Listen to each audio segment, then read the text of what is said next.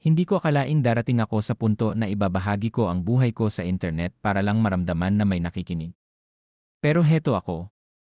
Kasi kung hindi ko ito ilalabas, pakiramdam ko malulunod ako sa sarili kong sakit. Ako si Alex. Tubong Davao City. Isa akong overseas Filipino worker, halos 8 taon na akong nagtatrabaho abroad. Noong umalis ako ng Davao City, sinabi ko sa sarili ko at sa asawa kong si Jana na magiging sulit ang lahat ng ito. Na ang lungkot, ang mga birthday na hindi ko madadaluhan, ang mga graduation na mapapanood ko lang sa video call, ang mga gabing mag-isa, lahat ng iyon ay para sa mas maayos na kinabukasan ng pamilya namin. Iyon ang plano. Sa Davao City, naiwan ko ang asawa kong si Jana at ang dalawa naming anak, si Ella na 6 na taong gulang noon at si Jacob na 4. Hindi ko makakalimutan ang araw ng pag-alis ko. Mahigpit ang yakap ni Jana sa airport. Matapang ang mukha niya pero ramdam kong natatakot siya. Si Ella umiiyak. Si Jacob hawak ang pantalon ko, ayaw bumitaw. Papa, huwag ka na umalis. Nangako ako. Pansamantala lang ito. Babalik agad ako. Hindi ko alam na ang ipansamantala ay aabot ng 8 taon. Sa umpisa, maayos ang lahat. Buwan-buwan akong nagpapadala ng pera. Naipaayos ang bahay sa Davao. Nakapagpatayo si Jana ng maliit na tindahan. Nakapag-enroll sa magandang eskwelahan sina Ella at Jacob. Tuwing makikita ko ang mga litrato nilang masaya, naglalaro sa park, nagdiwang ng kadayawan, nakangiti sa simpleng handaan, pakiramdam ko sulit ang pagod ko. Pero unti-unti may nagbago. Mahinang background music, umiikli ang mga tawag namin. Hindi na gaanong nagkukwento si Jana tungkol sa araw niya. Ang mga bata, tinatawag pa rin akong Papa, pero parang may distansya na. Parang hindi na ako ang una nilang hinahanap kapag may problema. Sinabi ko sa sarili ko, normal lang ito. Malayo ako eh. Hanggang isang gabi, pagod na pagod ako galing trabaho, nag-scroll ako sa Facebook. May nakita akong litrato. Recognition Day ni Jacob. May hawak siyang medalya. Sa tabi niya, may lalaking hindi ko kilala. Nakapatong ang kamay nito sa balikat ng anak ko. Ang caption, "So proud of our boy, our." Parang may sumuntok sa dibdib ko. Agad kong may message si Jana. Sino siya? 1 oras bago siya sumagot. Kaibigan lang. Tumutulong dito.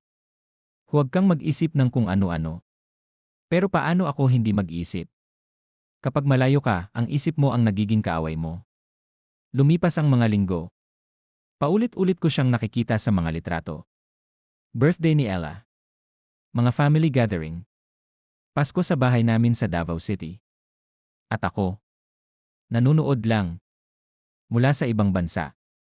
Mula sa isang maliit na screen.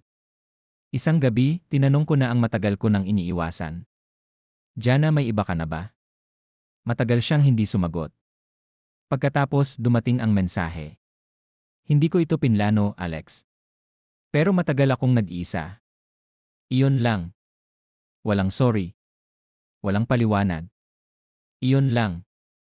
Malungkot na background music, sinabi niya na tumutulong daw ang lalaking iyon sa paghatid sa school, sa pagpunta sa ospital kapag may sakit si Ella o Jacob, sa pag-aasikaso ng bahay. Mga bagay na dapat ako ang gumagawa.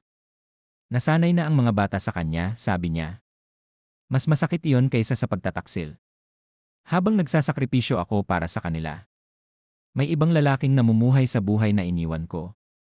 Naisip kong umuwi. Mag-resign. Isugal ang lahat. Pero paano ang pang-araw-araw? Paano ang tuition ni Ella at Jacob? Paano ang mga pangarap namin? Isang video call ang tuluyang bumiyak sa puso ko. Masayang nagkukwento si Ella. Papa, pupunta si Uncle Ben sa graduation ko ha? Mahina kong tinanong, paano naman ako? Sumagot si Jacob mula sa likod, busy ka naman palagi, Papa. Ngumiti sila. At ako. Pinatay ko ang mikropono. At umiyak ako. Lumaki akong kulang sa presensya ng ama. Ayokong maranasan iyon ng mga anak ko. Pero heto ako, malayo. Ilang linggo ang lumipas, sinabi ni Jana ang totoo. Gusto na raw niyang makipaghiwalay. Hindi dahil hindi niya ako minahal. Kundi dahil natuto na raw siyang mabuhay nang wala ako. May sinabi siya na hanggang ngayon masakit pa rin marinig. Minsan, Alex, hindi sapat ang pagmamahal kapag wala ka. Ngayon, hindi ko alam ang gagawin ko. Uwi ba ako sa Davao City at magsisimula ulit kahit walang kasiguraduhan? O mananatili ako rito at tanggapin na nagbago na ang papel ko sa buhay nila? Makasarili ba ako dahil pinili kong mag-abroad? O huli ko lang ba napagtanto na mas mahalaga ang presensya kaysa sa perang ipinapadala? Ang alam ko lang, umalis ako para iligtas ang pamilya ko. Pero kahit anong gawin ko, parang nawala pa rin sila. Kung ikaw ang nasa lugar ko, ano ang gagawin mo?